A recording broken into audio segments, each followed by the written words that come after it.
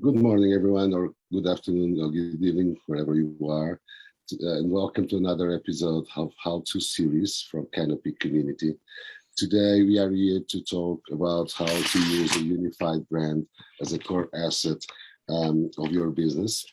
And many times when we think about brands, we think about finding a catchy name that describes in some way the product or the service that we are selling, then easy or available dominion to be registered, and nice image that in some way can represent it also, that can work from the traditional stationery to the small square icon of a mobile app if you have one. And probably that's it. That's most of what we do. And the question is that enough? Is that all? To help us understand this and answer these and many other questions, I have you with me today, Chris Outlaw, a knowledgeable person on this field, where I take the opportunity to thank for being here, helping us understand how to use the unified brand and by the way, and what is a unified brand. But to start with, let's ask, please, Chris, who is Chris Outlaw for those who don't know? Yeah, well, thank you for having me on. It's really it's a real honor. So thanks very much. So who is Chris Outlaw? Essentially, I own Elements Brand Management, which is a specialist branding agency that has a strategy first approach to defining, designing, and developing your brand. I've got over 15 years experience now in the kind of marketing, design, digital space and brand space. And I really realized early on in that space that we, for example, we do like a marketing campaign and it would do really well, but we noticed early on there was something that was missing. There was something that wasn't quite right. You do these campaign after campaign after campaign, and you'd get results, but it didn't seem to cumulatively build on something. It wasn't growing something else. There wasn't an additional layer on top of it. And I started to realize that what we were missing was a brand, essentially building a brand around that idea. And so from that, I kind of dove into brand really heavily. And that was probably over 10 years ago now. And since then, I've kind of been developing and honing my methodology into what I call the unified brand. And that's what we use at Elements Brand Management. Awesome. And to start with, in your opinion, what is a brand, Chris? Yeah, so a lot of people, when they hear the word brand, there's many connotations, and some people will think it's just a logo. Some people, like you said, might think, okay, it's a name, a logo, maybe some colors, maybe some fonts. They might think of it as that. But actually, a brand is, there's two quotes I'll use. So from Martin Neumeyer, the first is, a brand is a person's gut feeling about a product, service, or organization. And a brand is not what you say it is, it's what they say it is, meaning your audience. So a brand is essentially a cumulative collection of everything you do as a business in that audience's mind. So everything from your internal brand, which is your purpose, mission, vision, and values from the internal brand, to your external brand with your design, your personality, your tone of voice, but also everything you do in between. So from the way your customer service talks to your clients, the way your sales process is, the way your operations run, your packaging, your product development, all of this plays into who you are as a brand in your audience's mind. So essentially, it's kind of a perception of your business in your audience's mind. So you're saying brand is not what I want it to be, is what the others read from what I'm saying to them. And by saying I'm saying acting, interacting, whatever. Yeah. So essentially, what a lot of people do, everyone has a brand, even though most people don't think they do. Everyone has a brand. So they're telling a story constantly to their audience. The people that do branding effectively, what branding is taking control of that narrative, because your audience is going to have an opinion about your business, about what you do, which essentially builds up the brand, their perception of your business in their mind. If you can take control of that narrative, you can actually align what you want your brand to be perceived as and what your audience is actually perceiving it as. So branding is the process of consistently shaping that narrative in your audience's mind. So it's a proactive activity where it all starts by defining, listening, and then trying to actually align those two hemispheres. Yeah, that's it. So you got the internal brand, external brand, and the audience. And you want to make sure that the idea of a unified brand is building it from the inside out. So you have this idea of this brand that goes from the internal to the external to the audience, and aligning that between those. And is that a CMO or a marketing department's job, or does it involve more people in the company? Potentially, a lot of times it will start with the C-suite and the marketing side of things, but it should filter through everyone, because you developing people talk about culture, and developing culture is something internally that will build upon that brand, which will spread out through the organization, because your people are the front line of your brand. They're interacting with your customers on a day-to-day basis. So they want to be echoing what your brand stands for, who you are, what you believe, what your messages are to your audience, no matter where they are in the organization or how they do it. Would it be right if I said that after I define the culture I want to for my company, my startup, then I must ensure not only that culture is real and not just a statement, but it should be also expressed by the brand, or in some way the brand should be an expression of that culture. Yeah, I think as well, there's a bit of an organic nature with it. So things develop over time, things change, and they flex. But a lot of the times what you find is that the foundation of the brand will remain pretty stable. So the kind of your purpose, vision, mission, and values are going to stay pretty stable. But throughout the company, as it develops, as it grows, as you bring in new initiatives, there might be some things where you have a feedback loop between what's new and the brand as it is. And there's a bit of leeway and kind of growth in that as you develop as a company. So you can extend that, and the culture might change slightly in that as you bring in new people, new initiatives, new products, new operations, that kind of thing. It can develop as it grows. I'm looking forward to understand more about your methodology. But let's start this with a simple but not so simple question. Let's say I'm a first-time founder. Yeah. I'm just leaving the deck phase, and I'm about to actually start doing things. And by the way, the brand should the brand exist when I'm still at the deck stage, in your opinion? I think there should be something, but I think, and generally it might be an idea, it might be a start of something. I believe it's really important to have from the beginning, but it might change as things go in that initial phase. I believe, as in, uh, if you're pivoting, if you're adapting, if you're seeing how the market reacts to certain things, there might be a bit of changes that happen in those early stages. But a lot of the core of the brand will potentially stay the same, because you are the same. So your purpose and what you're trying to achieve might be similar. It just depends on the expression of that brand that might differ slightly, if that makes sense.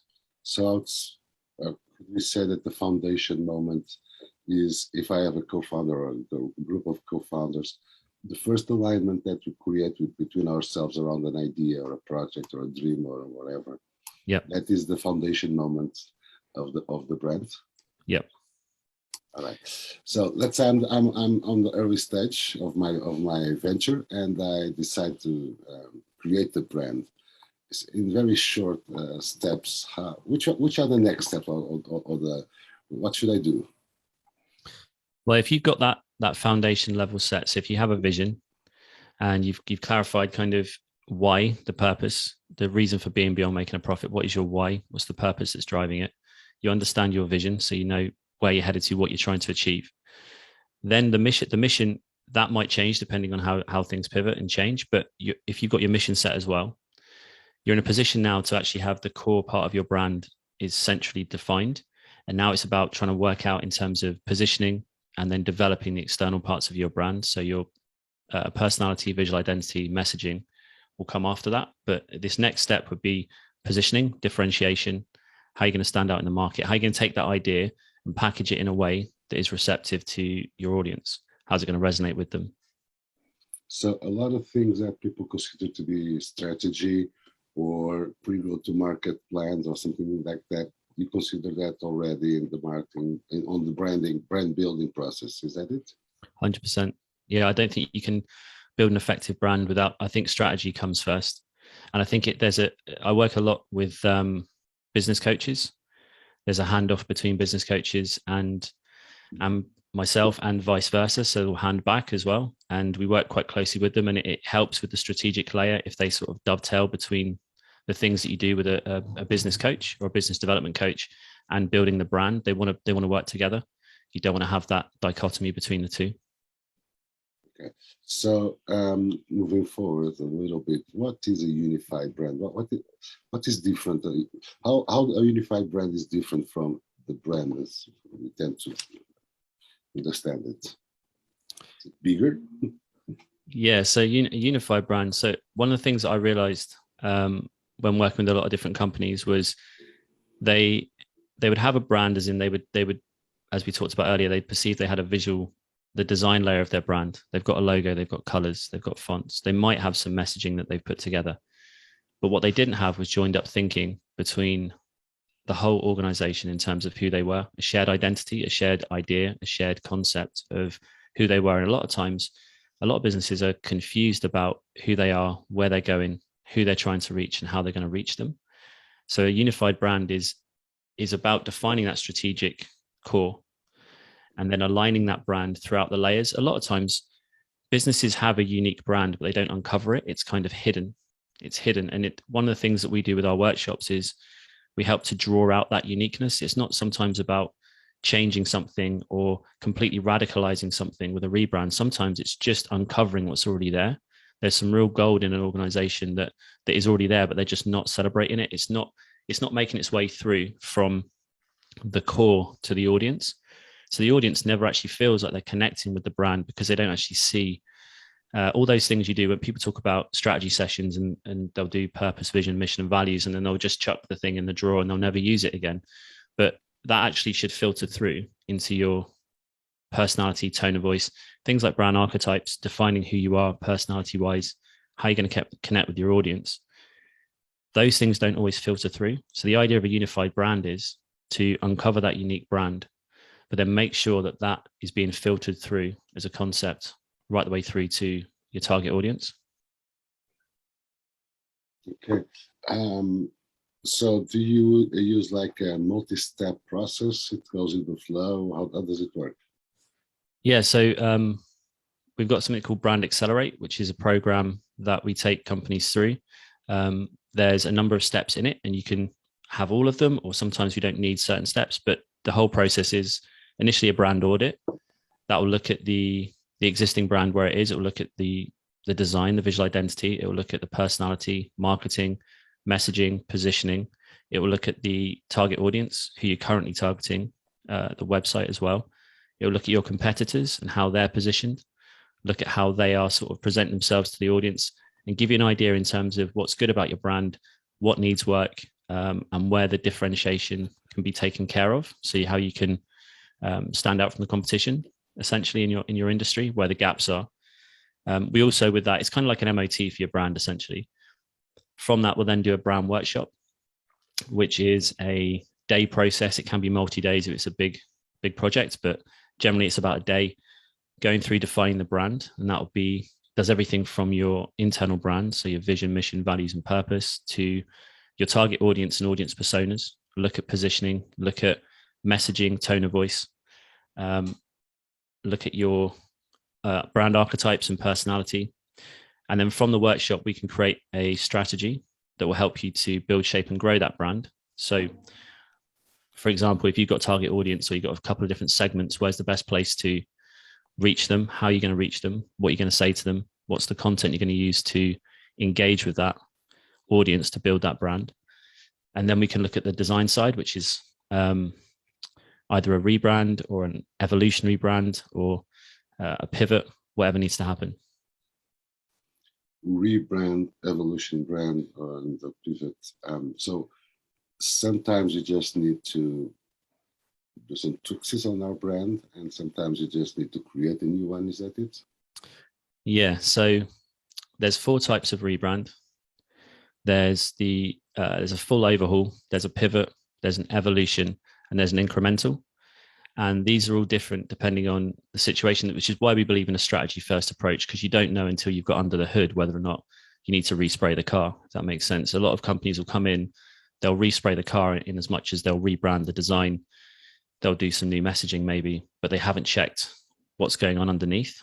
And sometimes that doesn't make sense with the core brand. I've seen some recently where they've rebranded completely and the audience is, say, professional accountants, for example, and they've gone full on psychedelic neon colors, big bold images. And it's kind of in that market, maybe that could be considered a disruptor potentially, but I also think sometimes, yeah, it might not be right for that audience, especially with the product they're doing, which is quite a serious product for that audience. They've done it because visually it looks amazing, which is great, but is it really connecting? I don't know. So it's almost going underneath the hood first and seeing what needs to happen. But yeah, there's 4 different types of rebrand. Sometimes you don't need to fully rebrand, and sometimes you just need a bit of an evolution of where you are, and sometimes you need to pivot in terms of. So a pivot is dealing with the strategy. So you're almost rebranding from point of view of strategically repositioning. A full overhaul is when you've got something that isn't quite working and needs a full rebrand, and that sometimes includes the name as well. An evolution is more of a moving forward. So it's kind of taking what you already have. You're not losing the heritage. You're just kind of moving forward, evolving that brand a little bit. And an incremental is kind of what you see with brands like Starbucks and Shell that will just, they rebrand. They kind of do, it's small stages every so often, just small rebrands to kind of keep things fresh in the marketplace. By the way, does this change if it's my business is business to business or business to consumer? Well, it does in some regards, but it all depends on that first sort of look at the strategy and how that's working. So B2B, B2C, there are differences, but there are also a lot of similarities in terms of when you're approaching it from a strategic point of view. You still need to lay out the things that you need to do. And from that, then the answer on the front end is going to be whatever you find in the strategic kind of audit and workshop. But in terms of the importance of the brand, does it change? Is it more important for me if I have a B2B or a B2C business? So yeah, I see what you're saying. I think it doesn't. It does and it doesn't. So B2C, it's interesting because there's a slightly different dynamic in as much as, and it does cross over, but you get more of an aspirational sometimes with some of the products based marketing where you're sort of almost, you're solving a customer's need. You're developing a brand that fits into their life. How does it fit into their life? How does it solve a problem? Where is it taking them on a journey? What's the aspirational outcome? You can still do that with B2B. It just depends on the space that you're in and also the role that it plays. You can still do that because essentially if you're a business, for example, you still have aspirations. The person you're trying to reach on the other side of that, or the company you're trying to reach, they still have certain goals and aspirations. You can still build something similar. It just won't have, a lot of times the lifestyle side isn't as strong. So there is a slight difference. Yeah.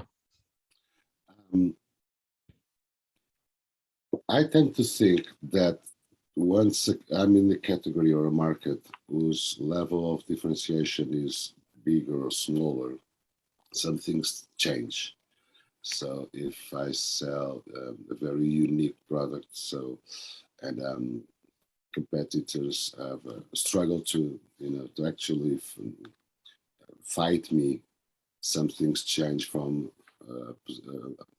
if I'm a category whose differentiation looking from the product or the service feature standpoint is hard to make a difference, a real difference.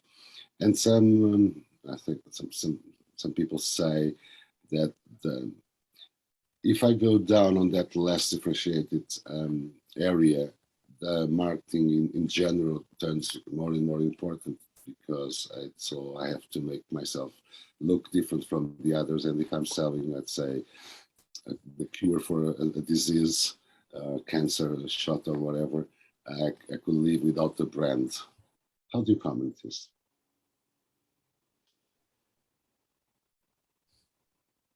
It's a good question. I think there is always a brand, like I said earlier on, there's always a brand that's being developed. The brand is there whether you need it or not.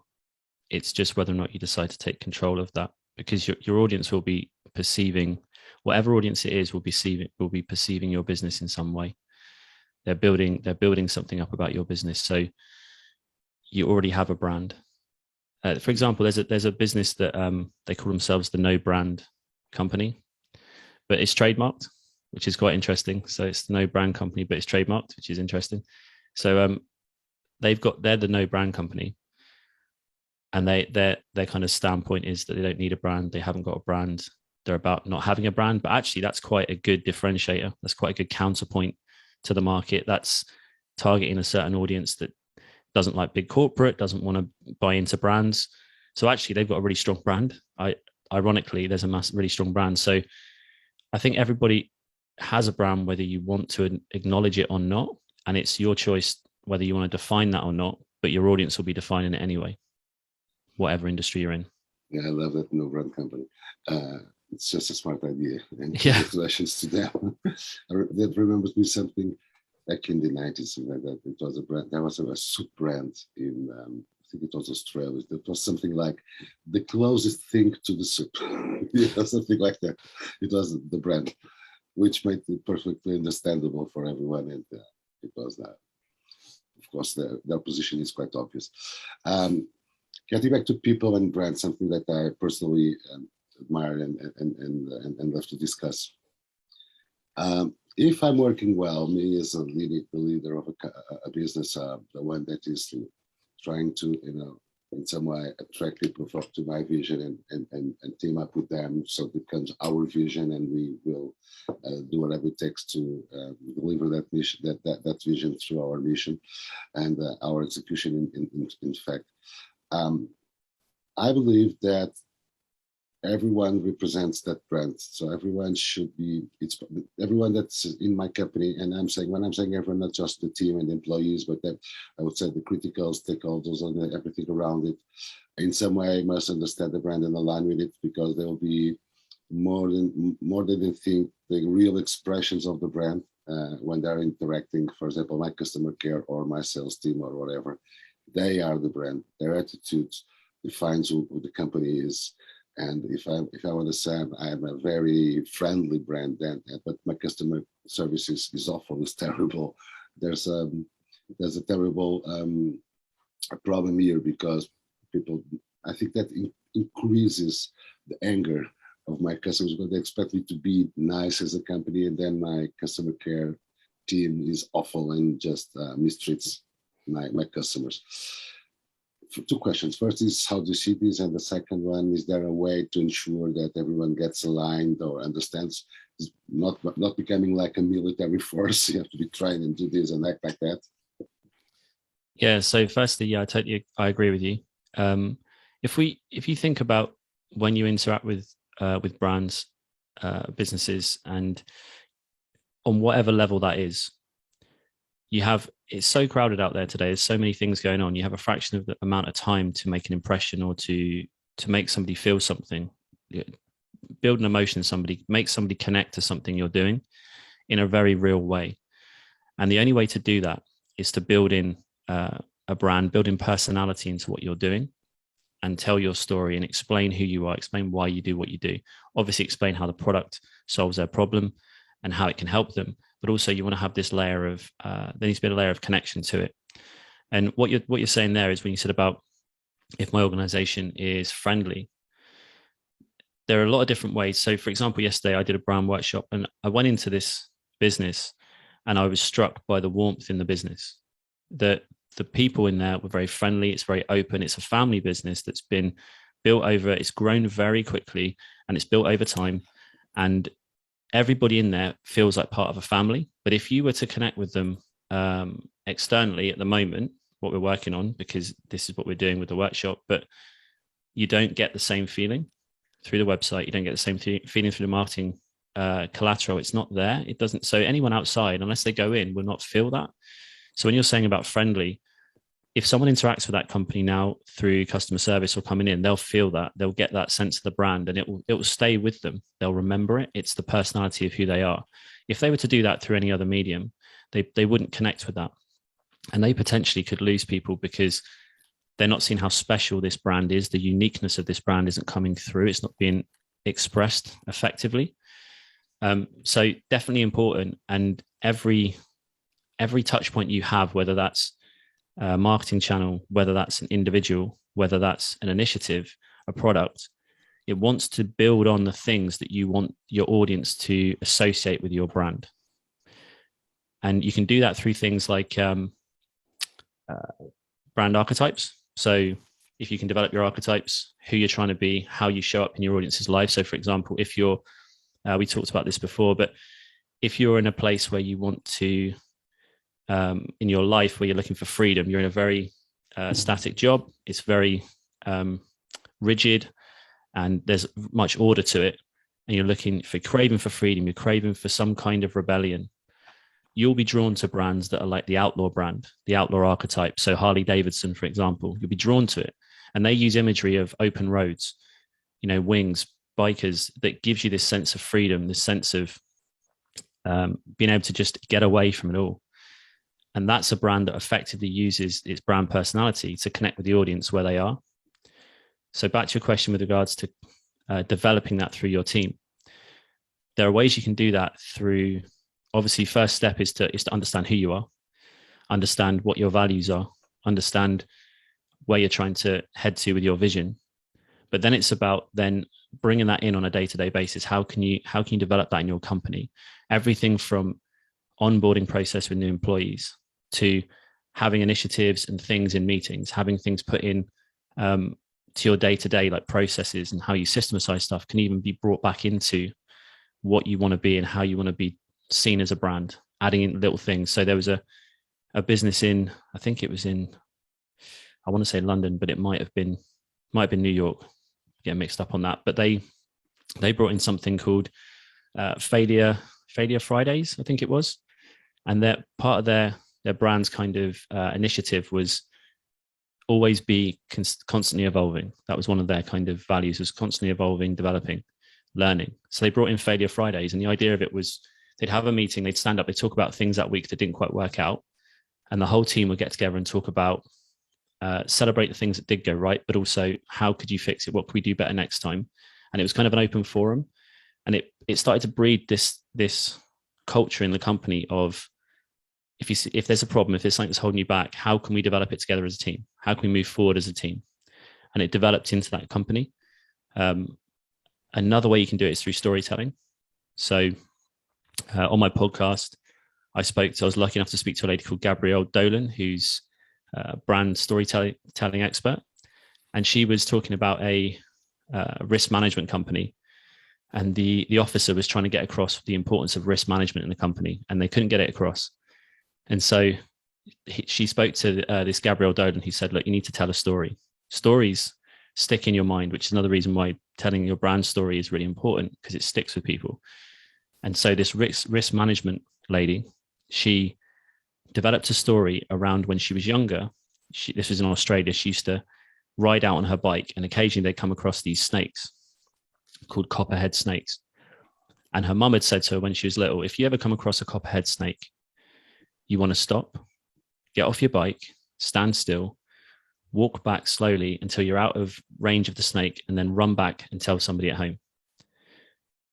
And she used that story to explain risk management in the company.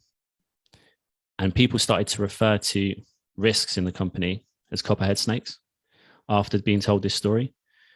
So they started to, the idea was that if they see a risk, they should stop, go and speak to the lady who deals with risk management.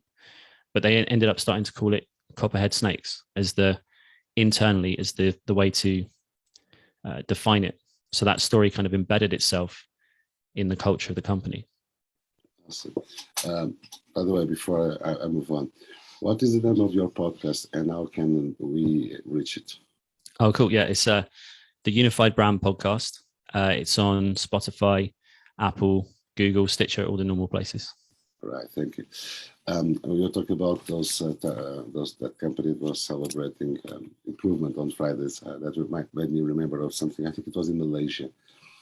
Very interesting company. These guys had like a 1 hour meeting or something like that on Fridays also, where everyone from the meeting could join and celebrate something that was happy. It could be I finally got my pet, or I finally finished that project, or whatever made them feel happy. And the story tells that one day a client was in the office and heard the sound coming from the meeting room, the conference room, and he asked, "What's happening in there?" It's a general thing. We celebrate success. And the guy says, "May I come in?" I said, "Of course, sure. Why don't you?" And it was incredible, and that they made it a normal thing. They started inviting customers to be present. and they evolved it to a website and into a blog, and increase their business because some type of customers really wanted to be working with a company that was celebrating success and achievement.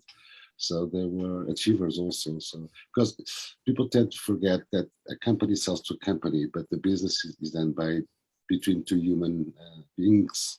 It's Bill and Mark, or Mary and Jane, or Mary and Tom, or Tom and whatever.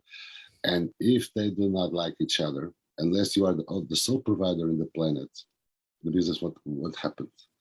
And it's interesting how they turn this internal thing into I would say commercial feature or strategy, because they understood one day, well, we are a company that actually work to be successful. Why don't we try to attract like-minded customers?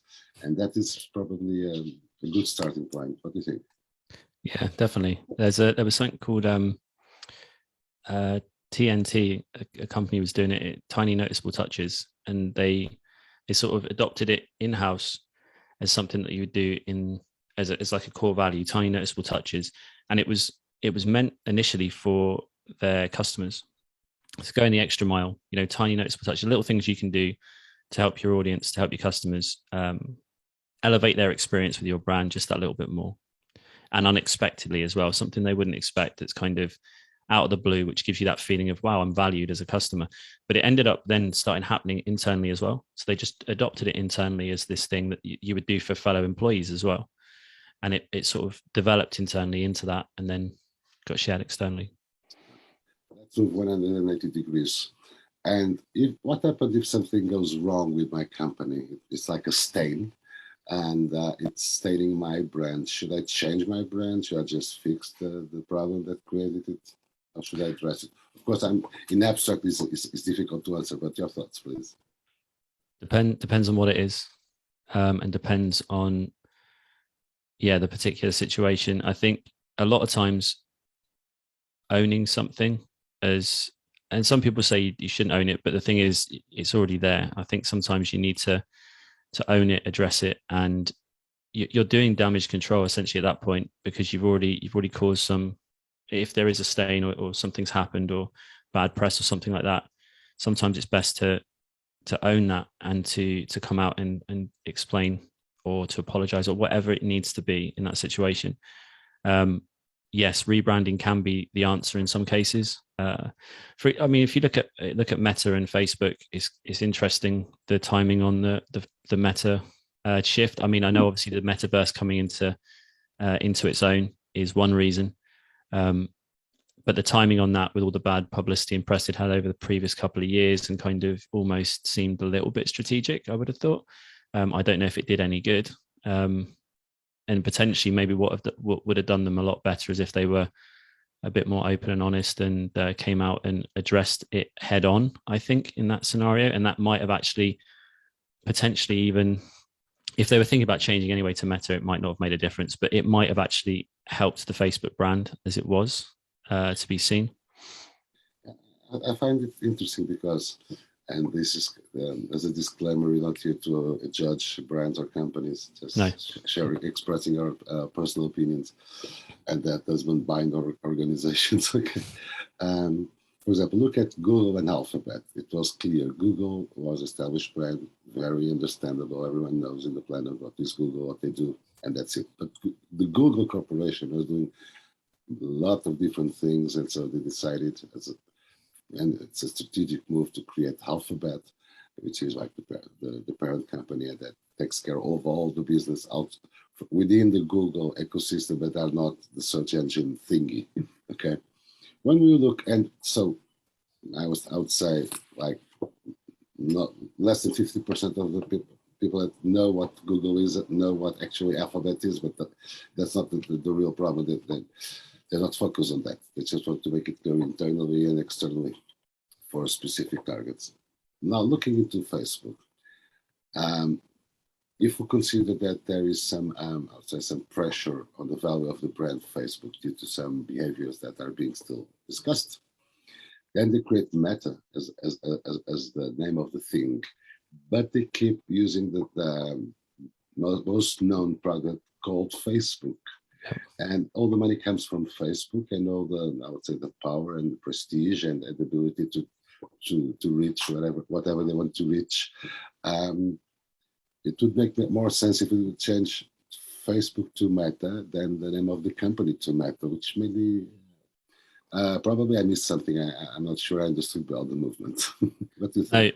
I don't think many people did understand it. To be honest, it was strange. I think with the Google and the Alphabet thing, like you said, it was a bit more understandable. It was rolled out in a way that they explained it better as that Alphabet was the kind of umbrella, whereas the way that the Facebook Meta thing was rolled out was, it seemed that Facebook was going to become Meta. That's what it seemed like initially from a lot of people's point of view. I had a lot of people who weren't in the space or in branding and stuff were saying, why are they calling it Meta now? Is it not Facebook? And then it stayed as Facebook. Obviously the app stayed as Facebook because it would do. And people were getting confused about it. So I don't think they handled that rollout very well, or explaining it. I know there was that thing with Mark Zuckerberg where he did the screencast thing, but yeah, I don't think it was easily adopted. It wasn't taken on board quite as seamlessly as it could have been.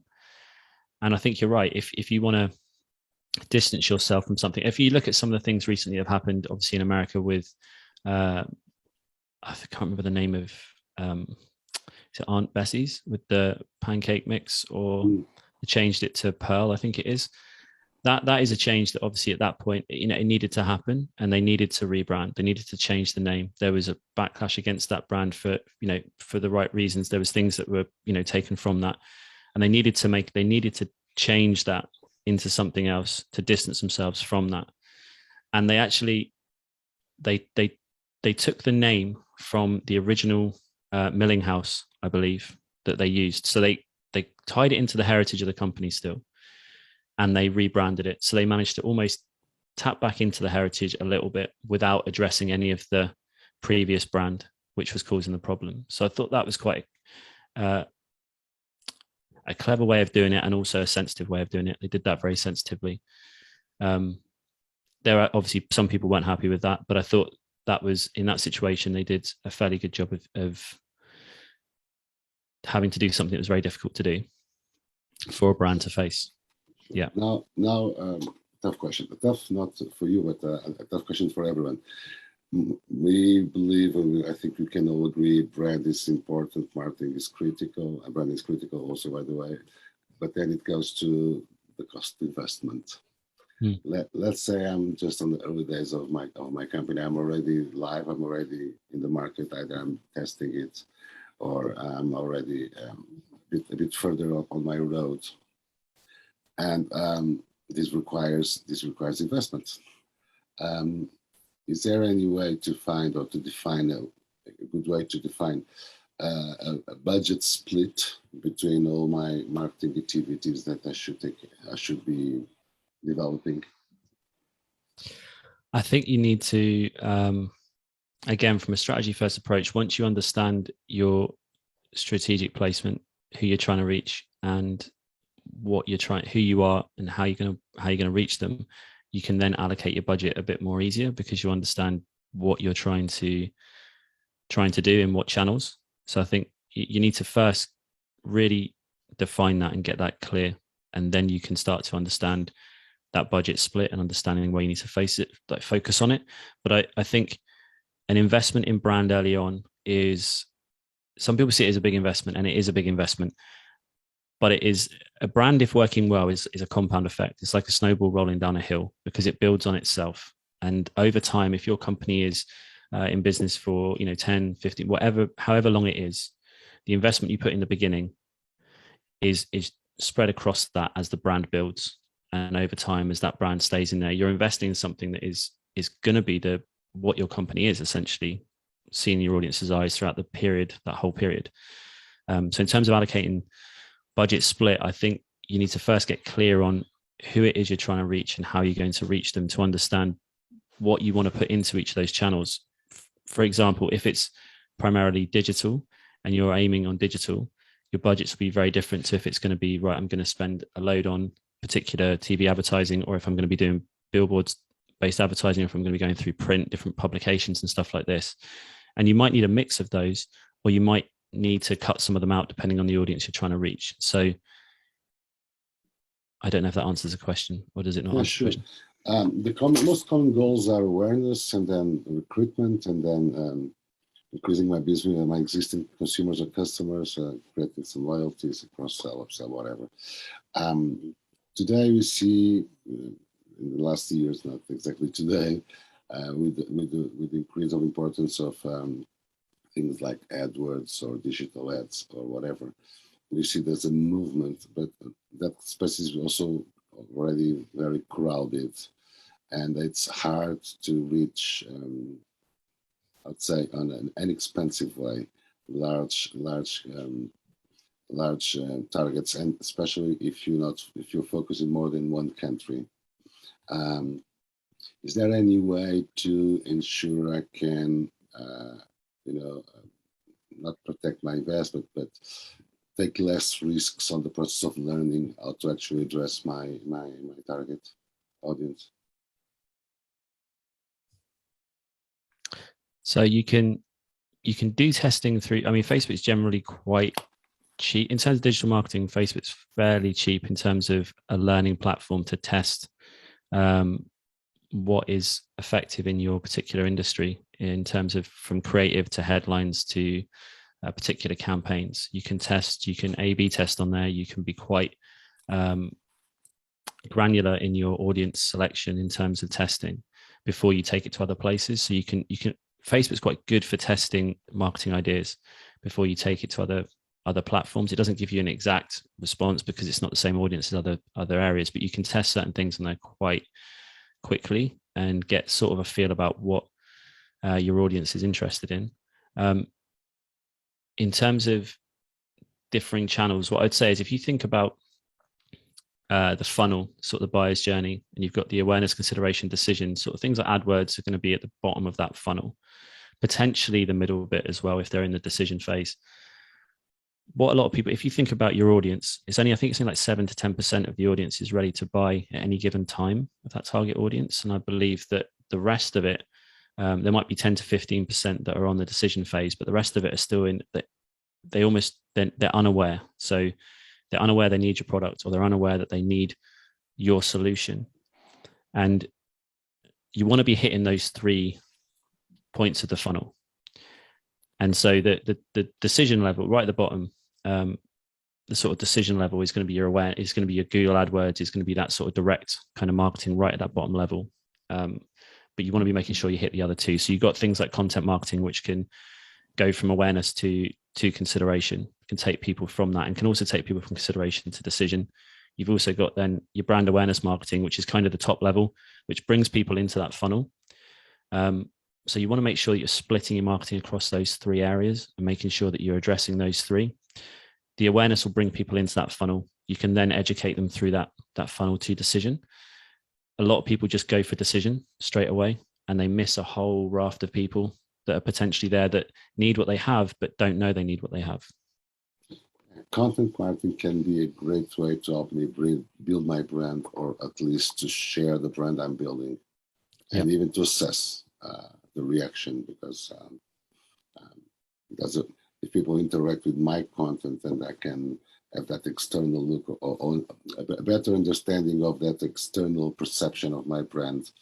Can you share with us a couple of I'd say not killer ideas, but tested ideas on content marketing that could help in general, in specific, not anything in specific? Yeah, so there's some great platforms like Answer the Public, where you can put in keywords surrounding your industry, and it will give you a list of all the questions that are asked of Google around your keywords. So for example, it will tell you all the questions that Google gets asked on a daily basis. So these will be like how, what, why, when, and also where you use the word in an actual sentence. You can create content around those questions. That is something that obviously is already being searched for by your audience who are looking for what's related to your product.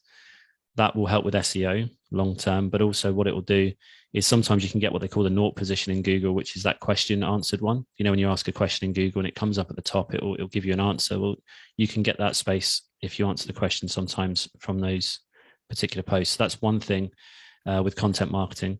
Obviously, things like, depending on your audience and the industry you're in, there's a raft of tools now, things like Reels on Instagram or TikTok or YouTube Shorts, where you can test content as well pretty quickly, and you can try different things, and you can also gauge then the response of your audience, and they're really good to kind of give, from a brand building point of view, a behind the scenes look of who you are and a bit more of a connection to that audience.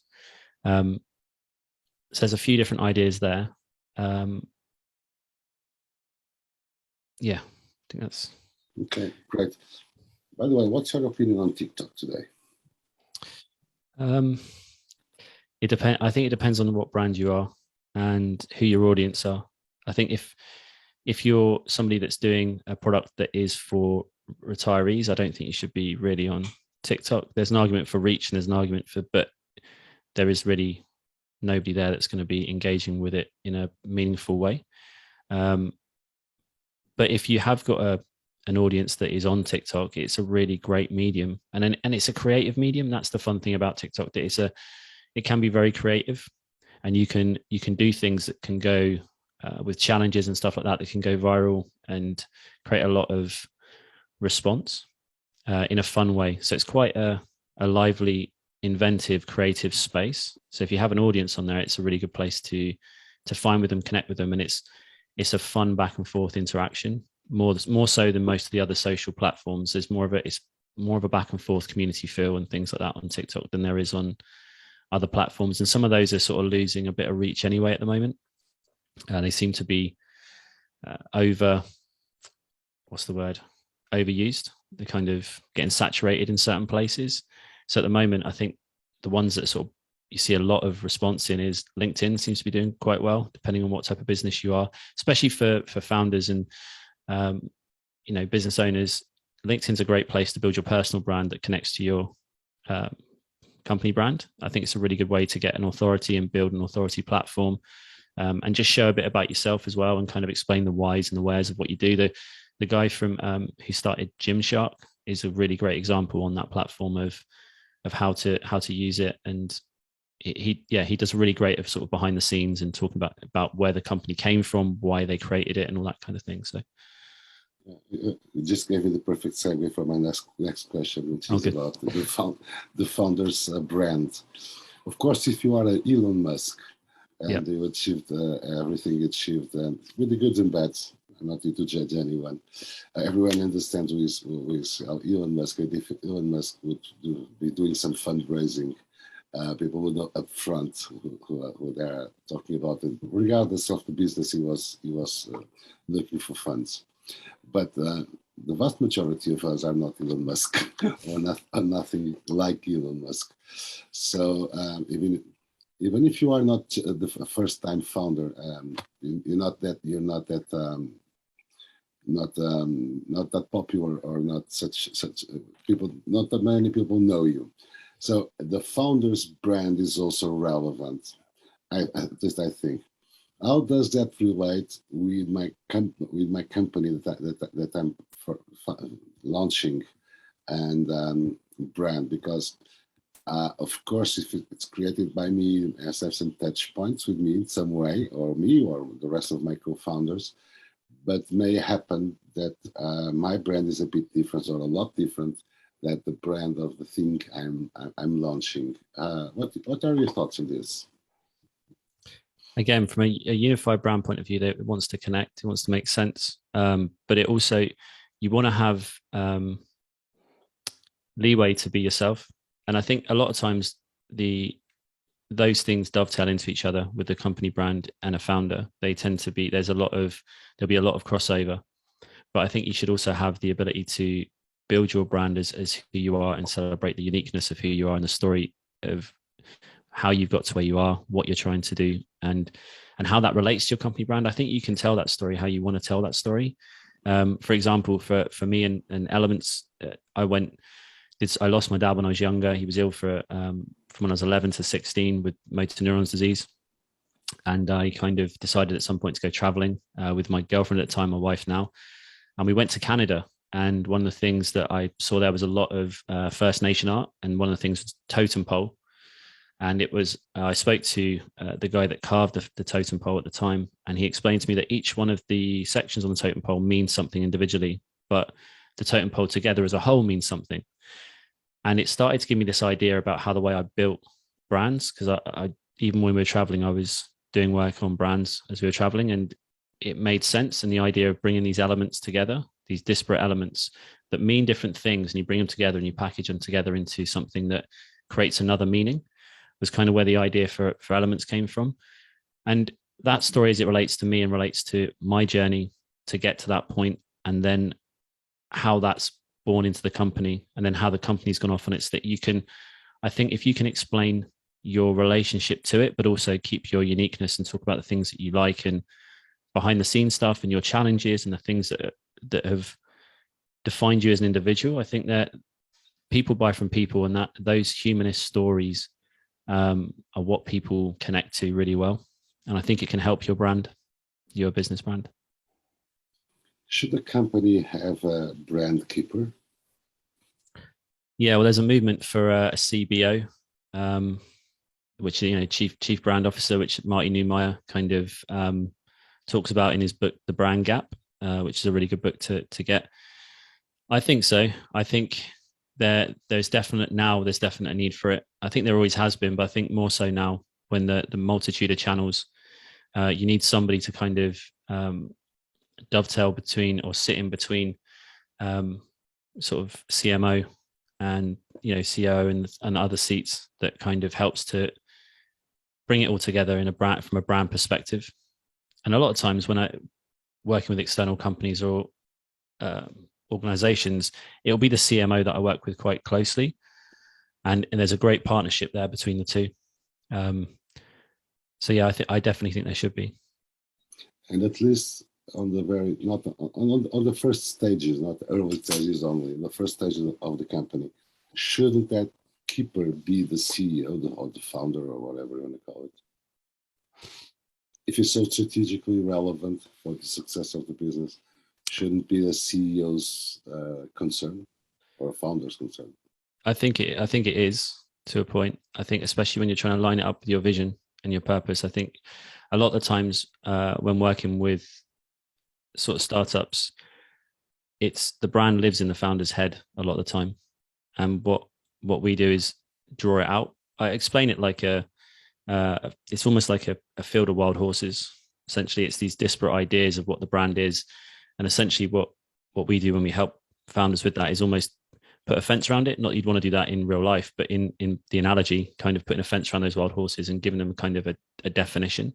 And I think that, yeah, a lot of times it lives in the founder's head. Whether it should do and for how long is another question. I think if you could bring somebody in, either internally to help with that, or an external that could help with that, which would help you to develop it. Maybe not straight away, but I think that's not a bad idea.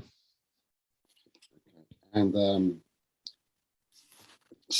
suddenly the business exists, and I have a marketing team, and there's one. How would you organize a marketing team of a company that was already running and had just a budget to have like 3-4 people? How would you split the roles? I know this is a very open question. Yeah. What? So they wouldn't look outside for kind of any sort of external help, or would it be all internal? Let's say that majority should be internal. I think brand anyway should be split across, in terms of, if you've done that work to develop it, it should be considered throughout the organization. People should be thinking about it anyway, or at least understand what journey you're on. So if you've got that team, they should all be conscious of it. I think in that case, whoever's running the team would need to be brand savvy, have an idea about what that means, and how what they're doing in that team plays into the wider goals of the brand and how it's going to grow. Yeah, does that answer the question? Can a bad brand be a blocker to developing my business? Definitely. Yeah. If you think about at the moment, everyone who's listening to this, everybody everywhere, their business is providing a perception. It's saying something to their target audience. Now, whether that's good or bad, no one tells you, because it's there, it's being done. So yeah, it can be good, it can be bad. And the idea of actually taking back control of that narrative is to try and align what you want them to understand or what to think about your business and your brand, and to take away from it in the best way possible. So yeah, it can hold you back. It can cause issues. One of the reasons why I developed the unified brand was being in so many meetings where everybody around the table had a different concept of what the brand is. And you've got different CFO, CMO, COO, they've all got different ideas what the brand is. You go into a meeting that's talking about some kind of initiative or campaign or something like that, and they're all coming from different standpoints. The meetings will take longer. You'll get sort of interdepartment issues. And there's a sort of a miscommunication throughout the company that doesn't help the business at all. When everyone's aligned on the same page and understands what they're trying to achieve, it's a lot easier. And we do it with workshops. Sometimes it's like an intervention. You have a workshop and you have this crescendo of people who have got all different ideas about the brand, and they kind of come together, and it can sometimes get a bit heated in certain situations, but then suddenly it kind of calms when you get through that point of getting everybody on the same page, and there's a calm, and you know that at that point, okay, we've got to that point now where everybody's on the same page, and that's when you know the company's going to sort of move forward. Customer experience and employee experience are more relevant for a business success from a brand standpoint than having the huge amount of money to invest on a marketing campaign. What do you think about this?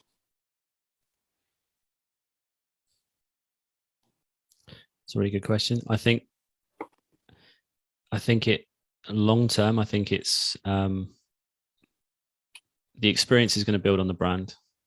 It's going to build on people telling their friends, their family, the referrals they get, the experience they've had. Obviously, if you do with the employee experience, that helps you to retain talent, developing that. I would say you need a mix. You obviously need a mix. Yeah, I would say that marketing is obviously going to help get people into that position where they're going to have an experience with your brand. So that's a tricky one, because you need to have that engagement to bring them in order for them to have the experience. But both, I think, are important to build on what the brand is. But the experience is going to have the long-term effects for that individual, I think. So if you have the best marketing campaigns and you drive a lot of people in, but the experience is off, then that's going to do more harm than having not as good marketing campaigns, but an amazing brand experience. So I think experience is probably the most important long-term for your customers, but you need both in order to get people into a position where they can remember your brand. They can have a real experience, not just exactly. Yeah. Okay. As sometimes happens when I'm discussing some so passionate themes with so knowledgeable people, 1 hour flies. It just happened. So, Chris, a final tip. If you could give just one tip to the entire community and about the things we've been discussed, what would be a tip for someone that is looking at watching this episode and saying, I need to do something? Take back control of the narrative. Look at who you are, who you want to be, what makes you unique, and lean into it in the best way possible. So lean into what makes you unique. Don't be afraid of what makes you unique. Celebrate it, and be open to sharing honestly about who you are in terms of the company, but also yourself, and talk about the things that make you unique, different, and special, and lean into those. Okay, great work. Thank you so much, Chris. I can thank you enough on behalf of Canopy community for spending 1 hour of precious time coming here, share your pearls and wisdom with us. I would say here for days, not just for 1 hour. Sadly, just have 1 hour. I have to book another session one of these days to keep this conversation I'm hoping this has been as interesting for the community as it has been for me. If you want to know, if you're not part yet of a Canopy community and want to know more about us, just go to canopy.community. If you want to understand how you could, or you're interested and want to be part of this community, just check the link below this post. There are 3 ways of engaging, of being part of the community. Chris, thank you so much for coming here. It was such a great conversation. I hope you had fun also. As to the rest of us and the community and everyone seeing, thank you for watching. Hoping that you enjoyed watching this episode, and see you next month. Thank you, Chris. Thank you. Okay. See you next month, everyone.